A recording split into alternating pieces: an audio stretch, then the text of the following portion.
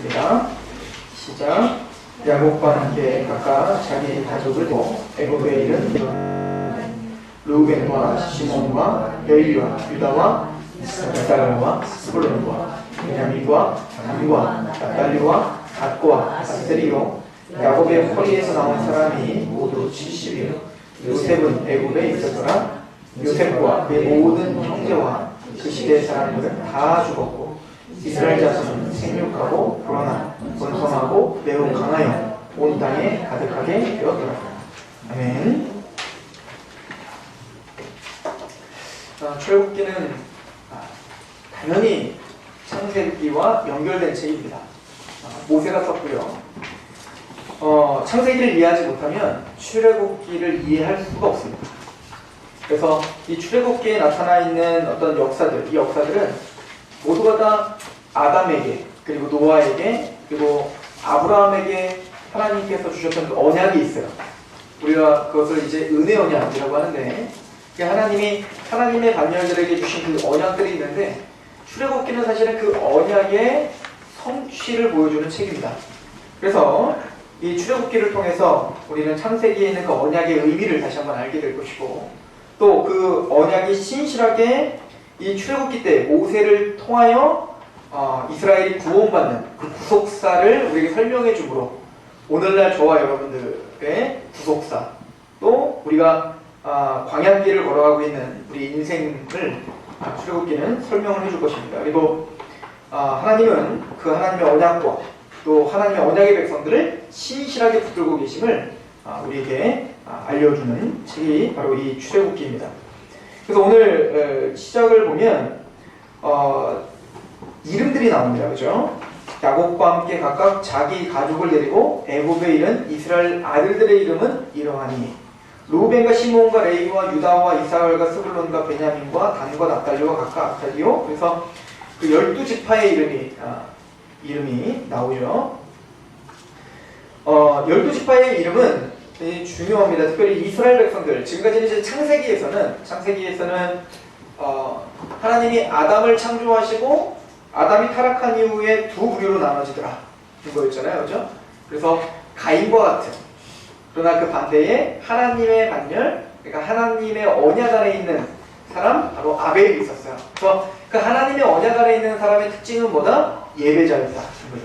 하나님이 받는 예배를 드렸다 라고 하는 게 아벨을 통해서 우리에게 말씀하시는 거예요. 그렇죠? 그런데 이제 그 예배자였던 하나님의 말씀을 의지하고 예배를 드렸던 그 아벨을 누가 쳐 죽이더라? 가인이 그 힘으로 아벨을 쳐 죽이더라 라고 하는 거 아니에요? 근데 이 역사가 세상 끝날까지 반복되는 거예요. 그래서 그 정점이 어디 있냐면 바로 예수님을 하나님의 온전한 사람 예수님, 또 하나님이신 그 예수님을 이제 그 가인의 반열에 어찌 보면은 그 최고봉들이죠. 유대교의 최고봉들, 또 로마 정권의 최고봉들이 어떻게 한 거야? 그 예수님을 죽이더라 라고 하는 것으로 이야기하죠.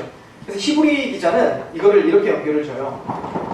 아벨의 피는 정죄의 피지만, 신원하는 피지만 더 나은 피가 있다. 그 피는 뭐예요? 용서를 구하는 피죠. 그래서 그 아벨의 피와 예수 그리스도의 피를 연결시켜서 이 모형으로 설명을 해주죠. 근데 이 창세기부터 나오는 이 구약의 모든 내용들이 바로 그림자요 모형이에요. 예수님을 설명하기 위한 그림자요 모형이다 라고 하는 거기 때문에 우리는 창세기를 통해서 예수님을 발견하고, 또 그 창세기에서 연약한 것을 통해서 출애굽기의 여정을 통해서, 또 모세의 이야기를 통해서 예수님을 발견하고, 또 예수님 안에서 구원받는 우리를 발견하고, 그렇게 우리는 주의 영광을 보게 되는 것이죠. 우리가 먼저 이스라엘의 이름, 야곱과 함께 각각 자기 가족을 데리고 애굽에 있는 이스라엘 아들들의 이름은 이러하다 이렇게 이야기했는데, 그 이스라엘이 중요하죠. 그래서 하나님은 그 창세기에서는 한 사람 한 사람을 들어가면서 하나님의 영적 원리를 얘기해 줬잖아요. 아브라함, 이삭, 야곱. 그래서 우리 이걸 족장사라고 하죠. 족장들의 삶을 통하여 하나님을 드러내 주시고 하나님의 택함받은 자가 누구인지를 알려주고 있단 말이에요. 또 그 택함받은 자에게 언약하시는 그 언약의 내용이 무엇인지를 알려주고 있었단 말이에요. 근데 이제 출애굽기를 통해서는 한 민족, 즉 이스라엘이라고 하는 그 민족을 통해서 알려주신단 말이에요. 그래서 그 이스라엘 민족이 도대체 어떤 사람이 이스라엘인가, 누가 이스라엘인가를 이미 야곱을 통하여서 설명을 해줬다. 그러니까 야곱이라는 이름에서 이스라엘이라는 이름으로 바뀌었잖아요. 그러니까 그거는 그냥 허투루 우리가 봐야 되는 것이 아니라 대단히 중요한 핵심적인 거기 이야기인 거죠. 그러니까 이스라엘 이야기를 알려면 야곱을 알아야 되고, 야곱이 이스라엘이라는 이름으로 바뀐 그 정황을 알을 때 이스라엘이 누군지를 알죠. 그 정황은 간단하게 이런 거잖아요. 야곱이 하나님의 택함을 받았다는 거예요. 그죠? 에서와 야곱이 모두가 사실은 리브가 한 엄마 뱃속에서 태어났어요. 그러니까 로마서는 뭐라고 이야기하냐면 선이나 악을 행하기도 전에, 뭐 우리가 무슨 선한 걸 행했거나 그 모태중에 얘네들이 내가 앞으로 악해야지, 내가 앞으로 잘해야지 이런 게 어디 있어요. 그냥 태어난 거죠. 그런데 선이나 악을 하기도 전에 하나님은 이미 에서는 미워하고 야곱은 사랑했다는 거 아닙니까? 그러니까 하나님의 전적인 선택으로 하나님이 야곱을 선택했어요. 그런데 태어날 때부터 야곱은 그래서 하나님의 장자 축복에 대한 열망함이 있죠. 그래서 사실은 하나님이 주신 거예요. 그 꼬맹이가 어떻게 하겠습니까? 하나님 그 마음을 주신 거겠죠. 자, 그런데 중요한 건 뭐냐면 이 야곱이 점점 성장을 하면서 자신이 하나님의 축복을 받아야 된다라고 하는 그 마음은 있는데, 그 하나님의 축복을 또 하나님의 언약을 성취하는 데 있어서는 내 힘으로 하려고 했단 말입니다. 내 힘으로. 그래서 어떻게 했죠? 형을 속이고 아버지를 속였다고요. 그것 때문에 사실은 더 아름다운 모습으로 줄 수 있었겠지만 그 일 때문에 야곱은 도망자가 될 수밖에 없었고, 라반 삼촌네 집에 도망을 가서 항상 형한테 죽임을 당할까봐 두려워했죠. 그리고 라반네 집에서도 사실은 그러한 야곱의 성품을 내려놓지 못했단 말이에요. 이 야곱이라는 말 자체가 뒤꿈치를 잡았다는 거 아니에요. 그러니까 하나님의 축복도 내 힘으로 뭔가 이뤄내려고 하는 게 야곱인 거야. 그렇죠? 그러니까 우리도 하나님에게 복을 받고 구원을 받고 영적인 신령한 복을 받는다라고 할 때 그것을 얻기 위하여 내가 노력하고 내가 힘을 내는 거죠. 그렇게 야곱이 자신이 뭔가 꾀를 내기만 하면 할수록 어떤 일이 벌어지죠? 자꾸 일이 엉그러져요. 그러니까 고난으로 가게 되는 겁니다. 그런 야곱이 이제는 하나님의 도우심으로, 그래서 하나님의 도우심으로 부자가 됐죠. 부자가 되고 또 많은 식솔들을 끊는 그런 지도자가 됐습니다. 그런데 이게 야복강가에서 아주 중요한 사건이 벌어지죠. 그건 뭐냐면 형을 만나기 위해서 아주 근본적인 문제가 있었어요. 야곱에게. 그게 뭐냐면 죽음에 대한 공포입니다. 즉 형을 만나면 죽임을 당하는 거예요. 이게 어찌 보면 야곱의 모든 인생을 이끌고 있는 아주 중요한 문제인 거죠. 이걸 해결해야 돼요. 이게 해결되지 않으면 행복할 수가 없어요. 이 야곱은. 그러니까 그 야복강가에서 하나님 앞에 서서 어떻게 하면 될까 막 고민도 했겠죠. 그래서 사실은 이제 야복강가 가기 전까지 야곱이 했던 건 뭐냐면 자신의 지금까지 야곱이라는 이름답게 자신의 모든 깨와 전략을 다해서 최선을 다합니다. 그게 뭐였냐면 처음에는 자신의 재산을, 또 그 다음에는 식솔들을, 그 다음에 처자식까지 세 대로 나누어서 어떻게 하죠? 에서에게 보내는 거였습니다. 그러니까 야곱은 아무것도 안 한 거예요. 나 홀로 남았죠. 야곱 혼자 야복강가에 남고 자신이 할 수 있는 모든 것을 다해서 자신이 지금까지 일어났던 어떻게 보면 업적이죠. 그 모든 업적과 그 공로를 모두를 다 에서에게 주며 근본적인 문제를 해결하려고 했단 말이에요. 근데 중요한 건 홀로 남았으나 야곱은 여전히 불안한 거예요. 그러니까 이것은 뭐냐면 야곱의 힘으로, 야곱의 어떤 노력과 야곱의 어떤 꾀와 야곱의 그 어떤 것으로는 해결할 수 없는 문제라는 것을 보여주고 있는 거예요. 그런데 하나님은 야곱에게 씨름을 걸었고, 그죠? 씨름을 걸어서 이제는 하나님이 야곱을 넘어뜨리려고 한 거예요. 하나님이 야곱을 꺾으려고 한 겁니다. 근데 야곱은 어때요? 끝까지 꺾이지 않는 거예요. 자아죠. 자신의 어떤 그 이기심, 자신의 어떤 아집을 꺾지 않는 겁니다. 모든 것이 없는 빈털터리가 됐는데도 불구하고 하나님 앞에 꺾이지 않는 야곱이 있는 겁니다. 그런데 하나님이 야, 너 진짜 힘세다. 너 이스라엘이라면 나 이겼어. 이렇게 했으니까 아니잖아요. 그럴 때 하나님은 어떻게 떠나려고 하시는 거예요. 안 넘어가니까 떠나려고 하시죠. 그래서 어떻게 하면 환도뼈를 부러뜨려버리고 떠나려고 하실 때 그때서야 야곱이 어떻게 하죠? 여호와의 발을 붙잡는 거예요. 주께서 나에게 축복하지 않으면 난 절대 누울 수 없습니다. 라고 하는 거죠. 자, 그때서야 뭐예요? 하나님은 네 이름이 뭐냐? 야곱입니다. 다시는 야곱이라고 부르지 말고 너의 이름을 이스라엘. 이스라엘이라는 뜻이 뭘까요? 이긴다는 거예요. 하나님을 이겼다는 거예요. 하나님을 통해서 이겼다는 말이고 하나님을 이겼다는 거거든요. 우리가 어떻게 하나님을 이기죠? 내 힘과 내 노력과 내 공로와 내 어떤 쌓아놓은 업적, 자기 의로 아니라고 가르쳐주는 겁니다. 이스라엘은 내가 지금까지 살았던 모든 업적과 내 생각과 그 모든 것들을 하나님 앞에서 아무것도 아님을 내려놓는 거야. 그래서 이것 갖고는 나의 근본적인 문제가 해결되지 않습니다. 그래서 심령이 강한 자는 복이 있나니 한 것처럼 나의 것까지는 아무것도 하나님 앞에 설 수 없고 그 문제를 해결할 수 없습니다를 고백함으로 주님만 붙잡는 겁니다. 하나님만을 갈망하고 하나님만을 붙잡는 것. 그럴 때 이스라엘은 치함을 받는 거예요. 사실은 이게 이스라엘에게만 있었던 게 아니라요. 예전에 이제 그 세세 반열, 그러니까 가인의 반열, 가인이 아벨을 쳐 죽인 이후에 다른 씨를 주시죠. 그죠? 그게 셋입니다. 즉 하나님의 거룩한 반열 다른 씨가 있는데 바로 세세 반열이란 말이에요. 그래서 세세의 족보와 가인의 족보가 이제는 뭔가 대치를 이루고 뭔가 지금 하나님의 반열과 어떤 세상의 원리 속에서 살고 있는 반열을 보여주고 있죠. 자, 그러다가 셋이 아들을 낳습니다. 셋이 아들 하나를 낳는데 그 이름을 에노스라 이름을 짓는단 말이에요. 그 에노스라는 말은 사실은 이제 인간이라는 뜻입니다. 그러니까 우리는 신이 아니라는 거죠. 우리는 하나님이 아니라는 거죠. 왜 그러냐면 하나님이 먼저 약속을 했었어요. 뭐라고 했냐면 아담이 타락을 하자마자 하나님이 뭐라고 했냐면 내가 여자의 후손에게서 그 뱀의 머리를 밟을 사람 그 한 씨를 내가 너에게 줄게 라고 했다고요. 그러니까 우리 입장에서는 예수님이라고 우리가 얘기하지만 아담이 예수님 어떻게 하냐고요. 그러니까 아담이 믿었던 건 뭐냐면 그 말씀을 믿었다고요. 근데 어떻게 믿었겠어요? 당연히 누구를 쳐다보겠어요? 하와를 쳐다보지 않았겠어요? 하와가 누구를 낳든 그 아들을 낳으면 그 씨가 대적의 문을 여는 사람이라고 열지 않았겠어요? 메시아라고 믿지 않았겠어요? 그러니까 사실은 가인을 딱 낳았을 때 등남했다라고 이야기한 겁니다. 그 씨, 그 남자 등남했다, 드디어 주셨다 이렇게 표현한 겁니다. 근데 알고 보니까 어때요? 가인이 아벨을 쳐 죽이더라는 겁니다. 그러니까 가인이 아니라는 거죠. 그러니까 아담이 셋을 낳았을 때 그래서 뭐라고 짓는 거예요? 또 다른 씨를 주었다. 다른 씨를 주었다. 끊임없이 소망하고 있는 겁니다. 그 메시아를 주기 위해 소망하는 거예요. 자, 그런데 셋이 에노스를 낳고는 이제 뭐라고 합니까? 그때서야 여호와의 이름을 불렀더라 라고 성경에 써 있습니다. 이 얘기는 뭐냐면 메시아라고 하는 것도 이제는 육체적인 어떤 우리의 노력으로 그것으로 나을 거라고 계속 기대를 하고 있었던 거예요. 근데 에노스를 낳고부터는 뭡니까? 이제는 손을 놓은 겁니다.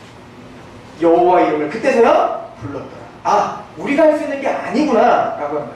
오직 여호와의 이름 하나님만이 하실 수 있구나. 이것이 신앙이에요. 그래서 이스라엘이라는 것은 바로 심령이 가난한 상태로 있는 사람들을 가리키는 것입니다. 우리를 가리키는 거예요.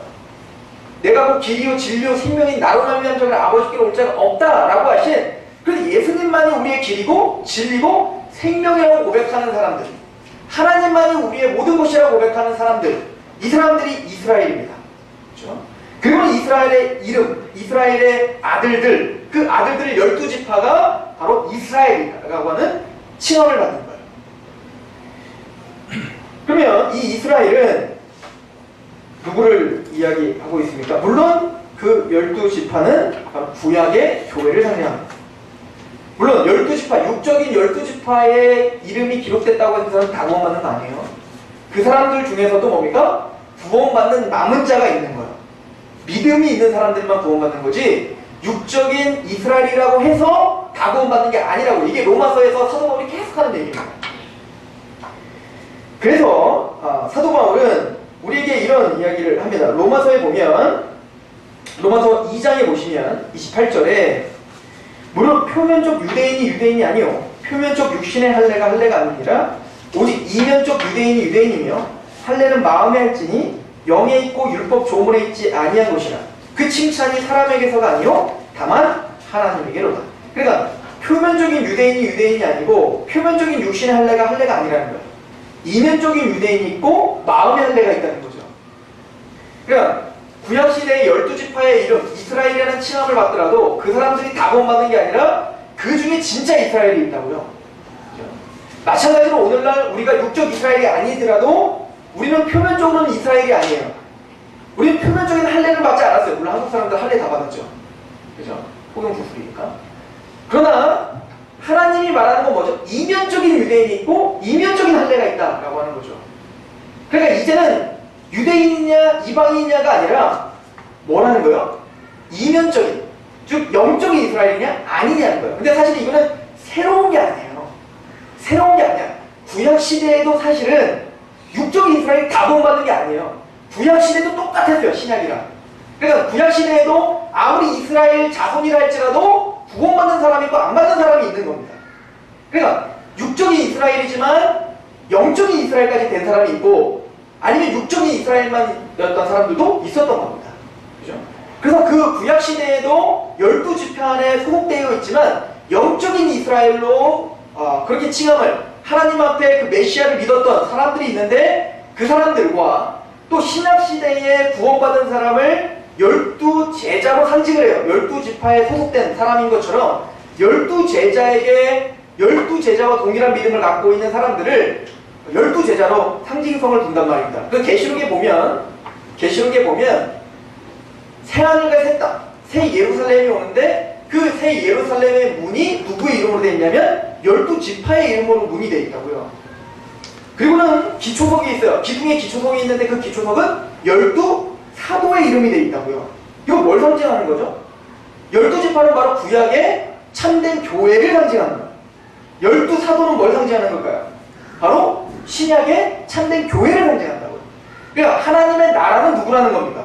구약의 교회와 신약의 교회, 즉 신구약의 모든 교회, 하나님 앞에 마음의 할례를 받고 영적인 이스라엘이 된, 믿음으로 영적인 이스라엘이 된 하나님의 백성들이 뭐라는 거예요? 하나님의 나라고 성전이라는 거죠. 그럼 누가 영적인 이스라엘이죠? 우리 갈라디아 3장을 한번 볼까요? 갈라디아 3장 26절부터 29절입니다.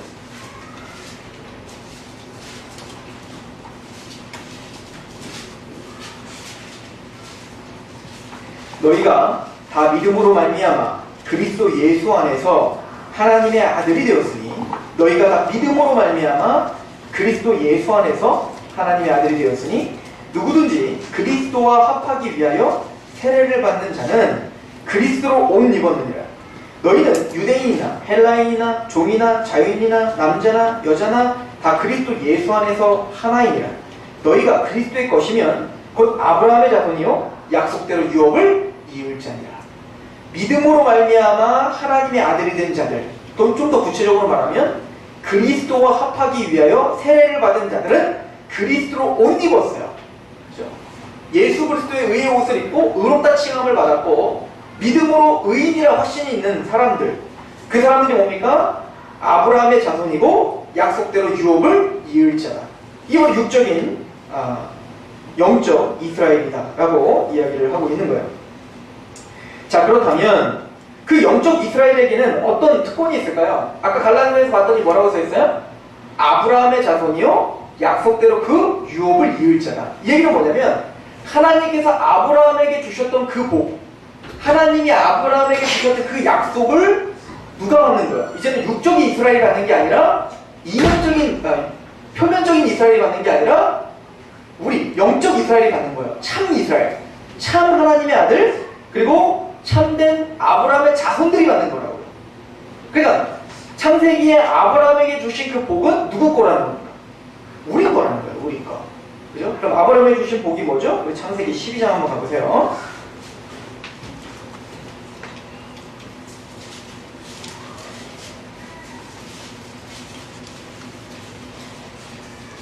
창세기 12장 1절부터 볼게요. 여호와께서 아브라함에게 이르시되 너는 너희 고향과 친척과 아버지의 집을 떠나 내가 내게 보여줄 땅으로 가라. 친척과 아버지의 집이 뭐죠? 그 집은 갈대아 우르입니다. 그 당시에 갈대아 우르는 바벨론 지역이죠. 바벨론은 뭐죠? 바벨탑을 쌓았던 지역이에요. 그러니까 뭐죠? 그 땅은 어떤 땅인 거예요? 하나님을 대적하여 높아진 땅이죠. 그곳에 누가 살았냐면 아브라함이 살았어요. 우리가 살던 곳, 우리의 마음이 거기 있었죠. 하나님을 대적하고 자기 이기심으로 살았던, 내가 왕됐던 그 땅에 살았던 우리에게 아브라함에게 말합니다. 그 땅을 떠나라는 겁니다. 그 땅을 떠나라. 그래서 2절에 내가 너로 큰 민족을 이루고 내게 복을 주어 내 이름을 창대하게 하리니 너는 복이 될지니라. 그래서 이런 명령을 주시는데요. 내가 너로 큰 민족을 이루고 내게 복을 주어서 내 이름을 창대하게 할 거라는 거예요. 자, 이 말씀과 뭐가 연결된 거죠? 생육하고 번성하고 땅에 충만하라 라고 하는 거죠. 그러니까 하나님은 너의 자손을 그렇게 번성하게 할 거라는 거예요. 그래서 너를 창대하게 만들고야 말겠다는 거죠. 그리고 말을 합니다. 너는 복이 될지니라 라고 이야기를 하죠. 그래서 사실은 이 약속이 야곱과 이삭과 야곱과 요셉에게 그대로 성취가 돼요. 자, 예를 들어 요셉 같은 경우도 한번 생각해 보세요. 요셉이 지금 네가 복이 될지니라, 그러니까 네가 가는 곳마다 복의 통로가 된다는 그 말씀을 이렇게 우리에게 설명을 하죠. 요셉이 이 꿈을 꿨다고요. 즉 창대케 되는 거예요. 하나님이 요셉에게 꿈을 줬는데 형들이 자기에게 절을 한단 말입니다. 뭔가 이름을 창대하게 하고 번성하게 하죠. 자, 그런 다음에 하나님은 그 요셉이 가는 곳마다 이 말씀대로 함께 하시겠다는 거예요. 자, 어떻게 함께 하셨을까요? 그래서 요셉의 일이 잘 풀린 게 아니라 때로는 힘든 환난과 고통 가운데 살지만 요셉은 보디발의 집에 팔렸지만 요셉으로 인하여 하나님의 은혜가 보디발의 집에 임하였더라. 이렇게 써 있단 말입니다. 그러면 요셉이 보디발의 집에서 하나님 앞에 그래도 발버둥 치며 원망하지 않고 하나님의 말씀 앞에 살으려고 발버둥 쳤다가 어떻게 됐죠? 이제는 감옥에 가게 된단 말입니다. 근데 그 감옥에서도 성경에 뭐라고 기록됐냐면 요셉으로 인하여 전옥에 하나님의 은혜가 임하더라. 그러니까 이 복의 근원이 된다는 것은 상황과 환경과는 상관없다는 걸 우리에게 알려주고 있는 거죠. 우리가 생각하는 복이라고 하는 것은 상황과 환경과 어떤 물질적인 건데 성경에서 말하는 복이라는 것은 요셉이 보디발의 집에 끌려가도 감옥에 끌려가도 복이랑은 전혀 상관없더라는 거예요. 여전히 요셉은 복의 통로였고 복의 근원이었단 말입니다. 왜요? 요셉이 어디에 가든 요셉을 통하여 하나님의 은혜가, 하나님의 복이 임하더라는 거죠. 그러니까 우리의 삶이라는 것은 사도 바울은 그걸 알았던 거잖아요. 그래서 사도 바울이 뭐라고 이야기합니까? 내가 부에 처하나 빈에 처하나 일체 비계를 배웠다는 거 아니에요? 그렇죠?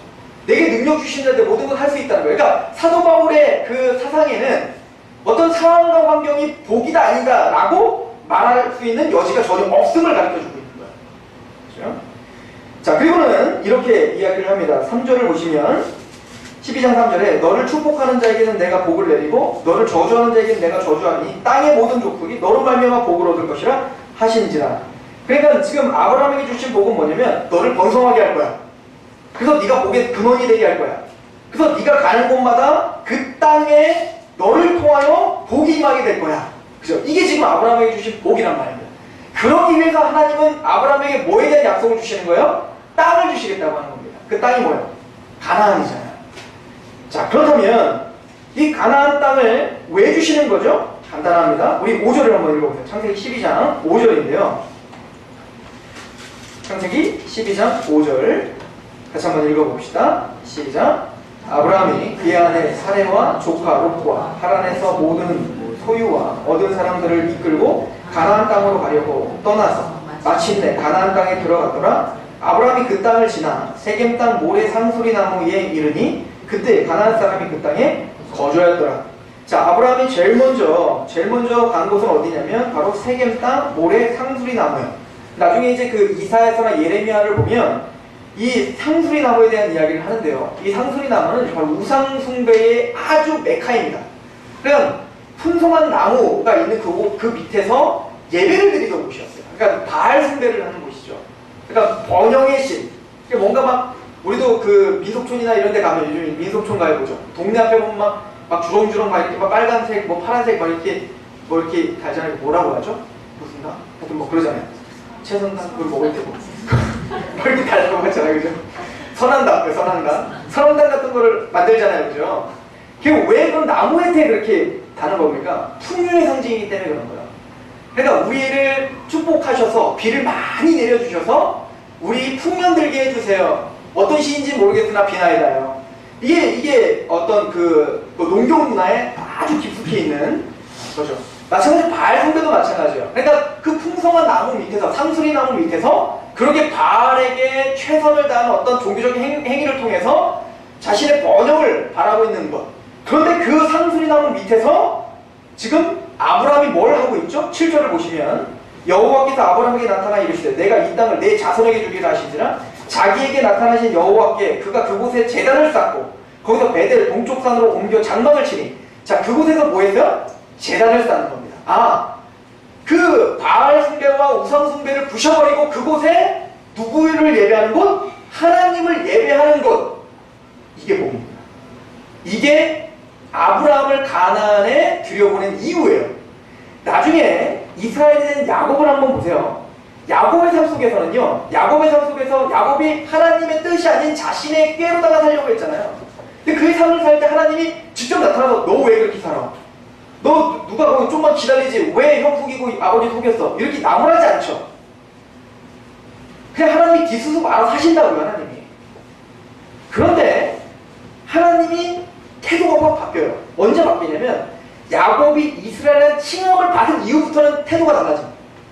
그러니까 야곱이 야곱일 때에는 하나님이 그냥 뒤수습해 주시고 축복하시고 계속 그렇게 하신단 말이에요.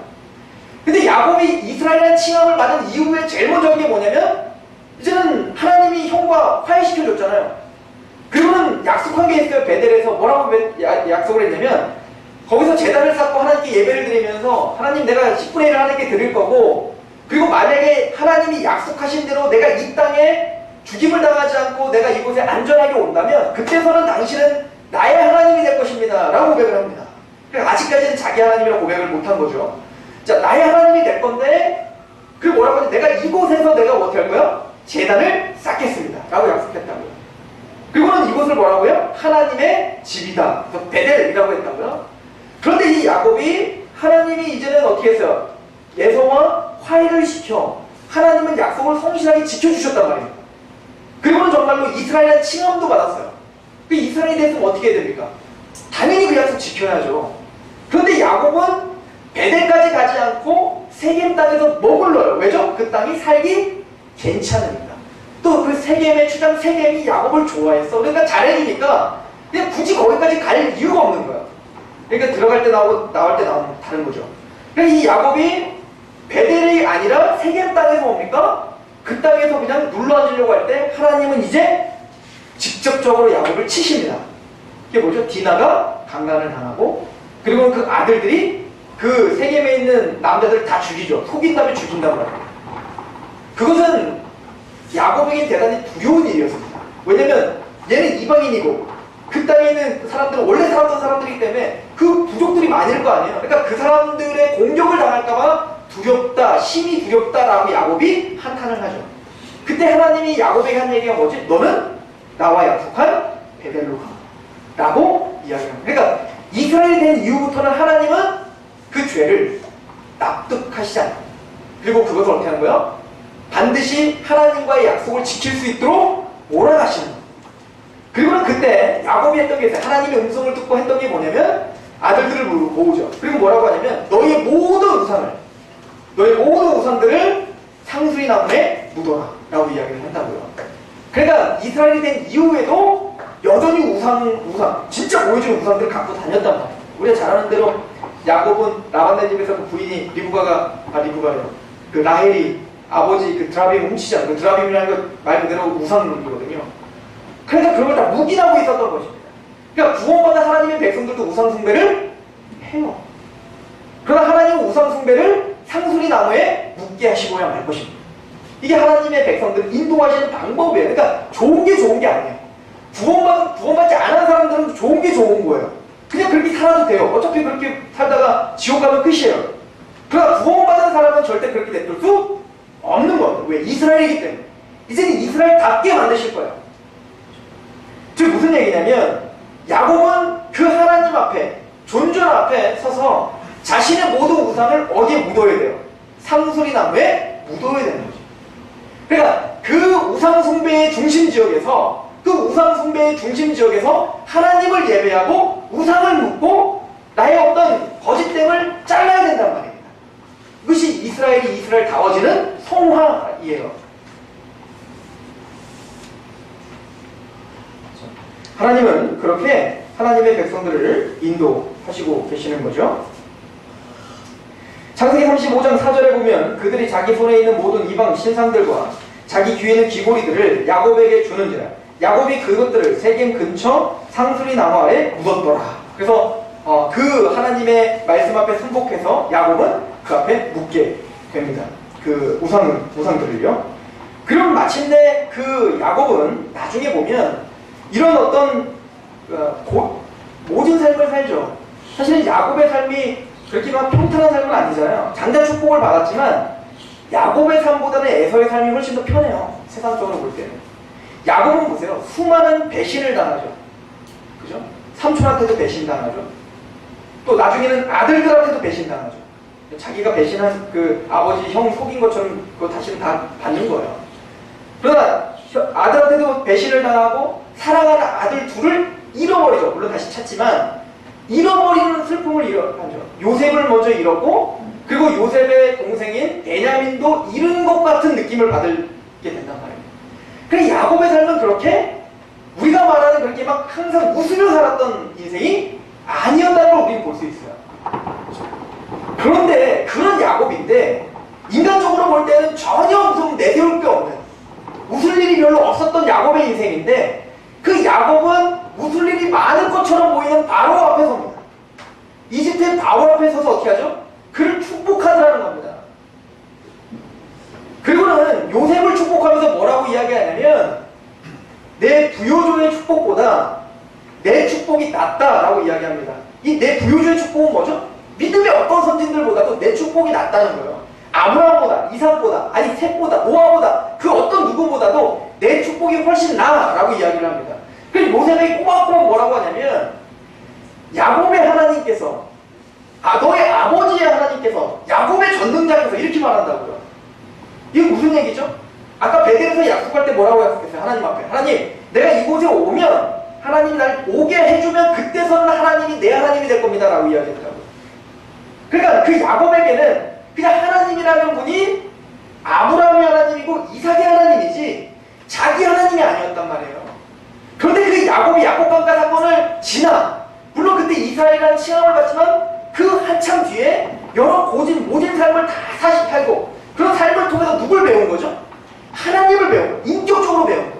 삶을 통해서 배운 겁니다. 그러면 마침내 뭐죠? 그 하나님이 바로 이러신 분이지. 그 요셉에게 그렇게 축복하는 거예요. 내 하나님께서 내 부요주의 축복보다 내 축복이 훨씬 낫다라고 이야기하며 자신감 있게 그렇게 축복을 하는 자리까지 가는 거예요. 야곱은 어느새 하나님을 알고 있는 거예요. 그의 삶을 통해서 하나님을 아는 거예요. 그래서 요한일서에도 보면 요한이 세 가지로 나눠요.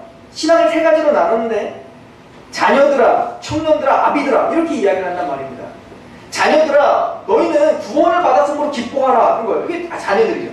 우리 첫 번째 구원의 단계는 바로 그렇게 자녀들처럼 어린아이처럼 그냥 구원받은 걸로 기뻐하는 거예요. 그럼 이제는 뭘로 가야 돼? 청년들아 너희는 악한 자와 싸워 이겨라 하는 거예요. 승리하라는 거예요. 영적 전투를 하라는 겁니다. 그럼 아비들아 너희는 하나님을 알았습니다. 하나님을 아는 자리까지 가는 거예요. 하나님을 그냥 아는 거예요. 인격적으로. 지식적으로 아는 게 아니라 우리 그런 삶을 통해서 때로는 치시고 때로는 도와주시고 때로는 싸매주시고 때로는 찢으시는 그 하나님을 통해서 하나님을 그냥 아는 자리로 가는 거예요. 그게 어찌 보면 이스라엘을 부르신 방법입니다. 또한 왜 그렇게 우리를 훈련시키고 왜 우리를 그렇게 인도하셨으면 될까요?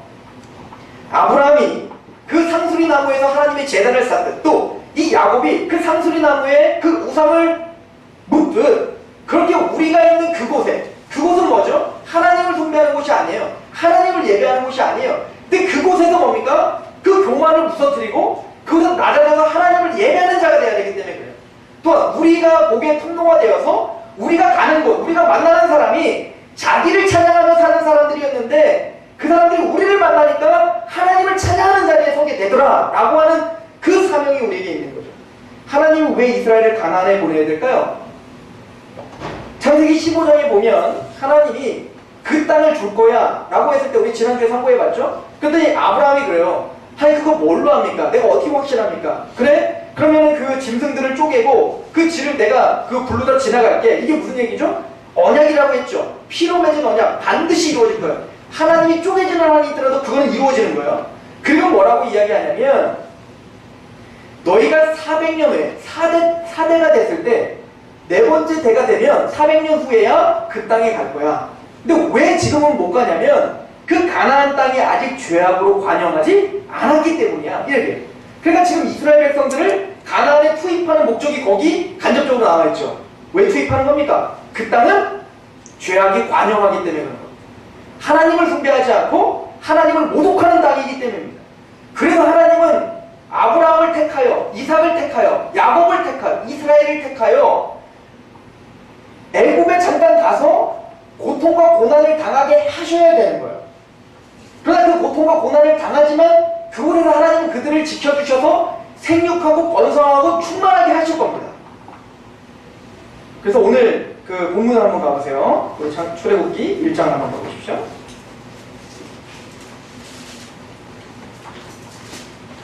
오늘 말씀의 중요한 말씀은 그 이름들이 중요하고 그리고 7절이 중요해요. 출애굽기 1장 7절 이스라엘 자손은 생육하고 불어나 번성하고 매우 강하여 온 땅에 가득하더라.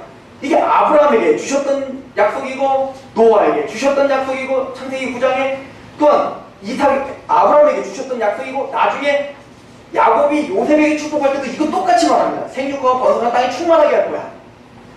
그러니까 이 언약이 지금 성실하게 어디서 이루어지고 있어요? 애굽 땅에서 하나님이 이루어지고 있다. 근데 사실은 애굽 땅에 있는 이스라엘 백성들은 뭐라고 하소연했을까요? 하나님이 보여요, 안 보여요? 안 보인다고요. 하나님 느껴져요, 안 느껴져요? 안 느껴진단 말입니다. 아브라함 하나님, 이삭 하나님, 야곱의 하나님, 저 전설 속의 하나님이지 지금 피부로 와닿지 않아요. 그런데 하나님은 그들이 느끼건 안 느끼건 하나님의 언약을 지금 어떻게 하고 있어요? 성실하게 이행하고 있다. 우리 인생도 마찬가지예요. 하나님이 느껴지진 않지만 하나님이 일하고 계시는 거예요. 하나님은 하나님의 약속을 지금 일하고 계시는 거예요. 그리고 또 재미있는 게 있죠. 여기 보면 6절에 보면 요셉과 그의 모든 형제와 그 시대의 사람은 다 죽었고 이스라엘 자손은 생육하고 불어나 번성하고 매우 강하여 온 땅에 가득하더라. 사실은 요셉은 이스라엘의 보호자였어요. 그죠? 이스라엘의 보호자였다고요. 실제적인 보호자였죠. 요셉이 있었기 때문에 이스라엘이 대우를 받는 거잖아요. 근데 요셉이 죽고 난 이후에야 생육하고 번성하고 땅에 충만하더라. 뭘 가르쳐주는 걸까요? 요셉이 진짜 너희 보호자가 아니야. 요셉이 너희에게 하나님의 언약을 성취시켜주는 자가 아니야. 그것은 누가 하신다는 거예요? 하나님이 하신다는 거예요. 그래서 세상적으로 볼 때는 이 이스라엘 백성들은 두려운 거예요. 요셉이 없어지면 하나님의 약속은 송두리째 없어질 거라고 생각했던 거예요. 우리로 말하면 내가 뭔가 의지하고 살았던 그게 없어지면 하나님과 나는 끝장났다고 생각하는 거예요. 돈을 의지하고 살았더니 돈이 없어지면 내 인생은 끝이라고 생각하는 거예요. 근데 하나님은 말하는 거예요. 아니야. 너희가 의지했던 요셉이 없어지고 그때부터 하나님의 약속이 성취되고 있다. 이걸 보여주고 있죠. 물론 어떤 신학자들은 이 요셉은 바로 예수님을 상징하고 그래서 예수님이 죽은 이후에야 이 약속이 성취되더라. 그럴 수도 있어요. 자, 아무튼 지금 이야기는 뭐냐면 그렇게 하나님은 이스라엘 백성들을 생육하고 번성하고 충만하게 만드십니다. 그 목적이 어디 있죠? 어디로 데려가기 위해서? 가나안 땅에 가기 위해서. 가나안 땅에 가서 뭐 하려고? 상수리 나무에서 제단을 쌓게 하기 위함. 아브라함이 그래요. 우리가 있는 그곳이 가나안 땅이에요. 내 마음이 가나안 땅이라고요. 옛 족속들이 살아있단 말입니다. 여전히 하나님을 숭배하는 게 아니라 여전히 물질을 숭배하고 있고 여전히 명성을 숭배하고 있고 여전히 나 자신을 숭배하고 있는 그 땅이 우리 땅이란 말이에요. 근데 그 땅에 하나님의 깃발을 꽂고 하나님의 예배자로 우리를 회복시키는 그 일을 위해서 우리를 부르셨다는 겁니다. 또 더 나아가서 아담에게 하나님이 에덴 동산을 맡겨주셨지만 그 에덴 동산이 사실은 그 유업의 마지막이 아니라 에덴 동산에 그 하나님의 물이 가득히 채워진 다음에 어디로 흘러넘쳐요? 4가지 강이 이제는 전 세계 땅끝까지 이르러 그 강물이 넘치듯 또 에스겔서에 보면 성전에서 성전이 물이 가득하여 거울로 끝나는 게 아니라 그 성전에서 물이 넘쳐 사해로 흘러가서 사해를 살리듯 또 계시록에 보면 새하늘과 새 땅, 새 예루살렘에 하나님과 어린 양의 보좌가 있고 거기서 흘러넘치는 그 생명수가 땅끝까지 만국을 소송케 하는 것처럼 하나님의 백성들에게 주신 그 유업은 우리를 넘어 우리가 나를 만나고 내가 있는 그곳에 하나님을 숭배하지 않는 사람들이 우리를 통하여 하나님을 숭배하고 자기 우상을 그 상수리 나무에 묻게 하는 것, 이것이 하나님이 우리를 부르신 목적입니다. 즉 그 죄를 심판하고 그 죄를 돌이켜 하나님 앞에 예배자로 회복하게 하는 것. 먼저는 우리의 마음서부터, 그리고 우리의 가정으로, 그리고 우리가 있는 그곳에서 그 역사를 반드시 하시겠다는 것. 이것은 우리가 우리의 물질과 우리의 환경과 상관없는 복입니다. 우리가 어떤 상황에 처했든 어떤 환경에 처했든 하나님은 반드시 여러분들을 통해 그 일을 하실 겁니다. 요셉에게 그러셨다. 또 이스라엘에게 그러셨다. 이걸 위해서 구원이라는 걸 경험시키고 이걸 위해서 구속이라는 걸 우리에게 경험시켜 주십니다.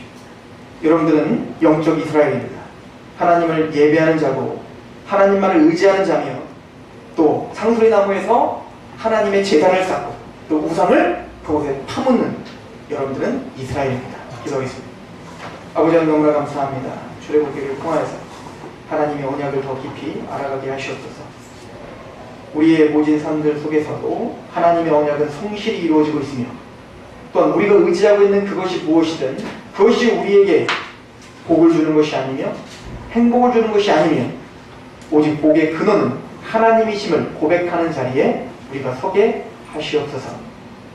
아무것도 부를 것이 없는 바로 앞에서 힘있게 하나님의 이름으로 축복했듯 우리가 어떤 사람들 앞에서든 하나님의 복음으로 축복하고 또 그걸 받아들이지 않는 자들에겐 주눅들지 않고 먼지를 떨어버리고 일어날 수 있는 왕의 담대함을 허락하여 주옵소서. 하나님 백성들 하나님께 위탁하며 예수 그리스도의 이름으로 감사하며 기도합니다. 찬양합시다.